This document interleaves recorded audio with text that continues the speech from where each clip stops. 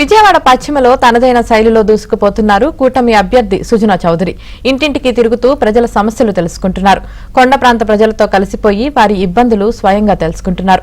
Apartment వాసులతో చర్చిస్తున్నారు. కూటమి ప్రభుత్వం అధికారంలోకి రాగానే అన్ని సమస్యలను పరిష్కరిస్తామని సుజనా హామీ ఇచ్చారు.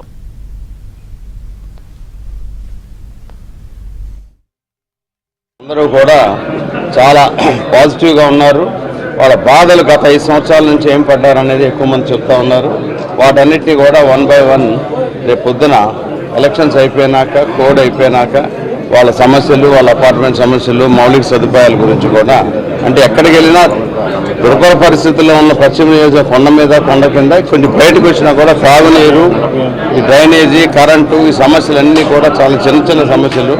అవి కూడా అడ్రస్ చేయలేదు గత 5 సంవత్సరాల్లో ప్రభుత్వం.